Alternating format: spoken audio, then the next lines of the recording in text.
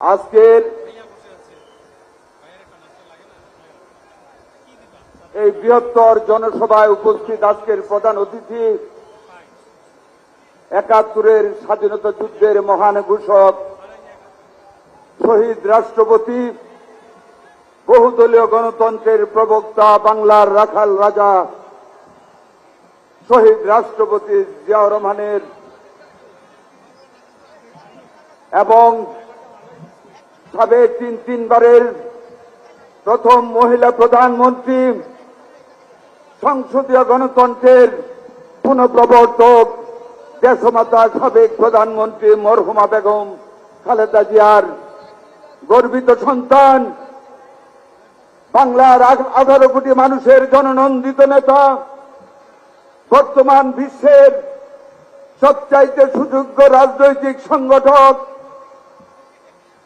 গণপ্রজাতন্ত্রী বাংলাদেশ সরকারের মাননীয় প্রধানমন্ত্রী, বাংলাদেশ জাতীয়তাবাদী দলের সম্মানিত চেয়ারম্যান জনাব তারেক রহমান।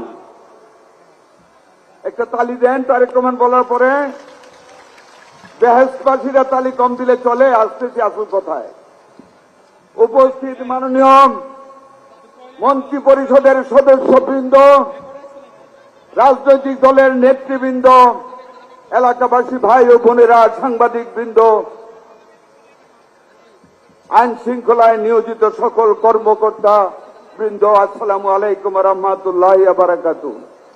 প্রিয় ভাই বোনেরা, আজকে অনেক আউস করে জোর শুরাইছিলাম। আমরা তো গুনাগার এলাকার মানুষ। নরসিংদী 5টা সিটি আমরা দুজোহায় ভোট দিছি। আপনারা এখানে সব বেহেশতবাসী আসলাম একটু বেহেশতের থেকে কিছু আলু হাওয়া নেওয়ার জন্য। শরবতে দোহরা, আঙ্গুর, নাশপাতি, বেদানা যা যা আছে সব লয়ে যাবো।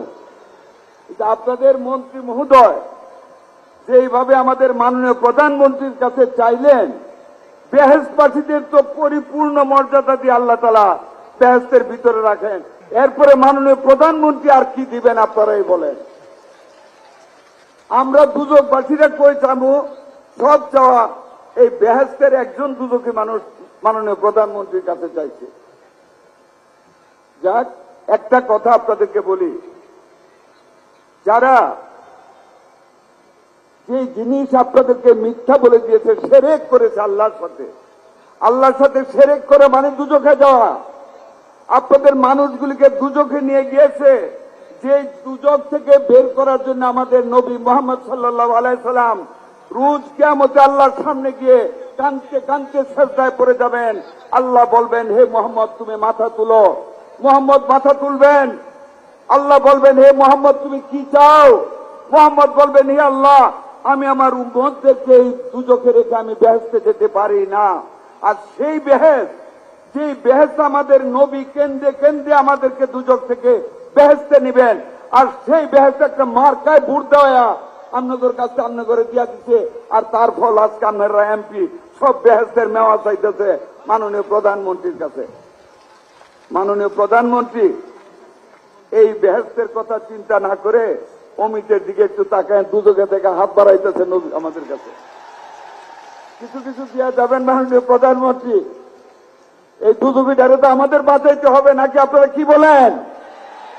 ইনশাল্লাহ ওয়াদা করে যাই, মাননীয় প্রধানমন্ত্রীর উপর নির্ভর করে আমাদের এই টার্মে আল্লাহ যদি বাঁচায় রাখে, আজকে যে হাসপাতাল আমাদের মাননীয় প্রধানমন্ত্রী ভিত্তিপ্রস্তর করলেন 500 শয্যার, এই টার্মের ভিতরে আল্লাহ বাঁচাইলে ফার্নিচার দিব, যন্ত্র দিব, ডাক্তার দিব, নার্স দিব, টেকনিশিয়ান দিব। আবার এসে আপনাদেরকে সাথে নিয়ে হাসপাতাল উদ্বোধন করবো ইনশাল্লাহ। আর যারা বেহেশতের কথা বলেছে কিছুই দিতে পারবে না, প্রতারণা করেছে, আল্লাহর কাছে 2 রাকাত নফল নামাজ পড়বেন। আল্লাহ আমরা ভুল করে এদের কথা শুনে ভুল জায়গায় ফুট দিয়ে দুজকবাসী হয়ে গেছি, শিরক করেছি। হে আল্লাহ তুমি আমাদেরকে মাফ করে দাও, ক্ষমা করে দাও। আল্লাহ তুমি ছাড়া বলবেন তো? এটা 2 হাত তুলে বলেন, ক্ষমা চাইবেন তো আল্লাহর কাছে? ইনশাআল্লাহ আপনারা ক্ষমা চাইবেন। আমার ক্ষুদ্র ক্ষমতা ফান্ডে কিছু নাই। ফ্যাসিস্ট আওয়ামী লীগ আর বিগত কেয়ারটেকার গভর্নমেন্ট সব শেষ করে গিয়েছে। তবু আপনাদের যশোরবাসীর সাথে এই দুদকীদের সাথে আর এই ভাগ বেহেস্তি বাচ্চাক আপনাদের সামনে এই সুইট মানসিক প্রতিবন্ধী স্কুল আর কপুতাক্ষ লায়ন্স স্কুল হাসপাতাল আমি গরিব মানুষ দুদকে থাকা 15 লাখ টাকা করে বরাদ্দ দিয়ে গেলাম ইনশাল্লাহ, ভবিষ্যতে আরো দিব। মাননীয় প্রধানমন্ত্রীর কাছে সবিনয়ে অনুরোধ রাখলাম, অমিত অনেক কিছু কথা বলেছে, যতটুকু সম্ভব আপনাদের দিকে তাকিয়ে মাননীয় প্রধানমন্ত্রী দিবেন, দেওয়ার জন্য এসেছেন।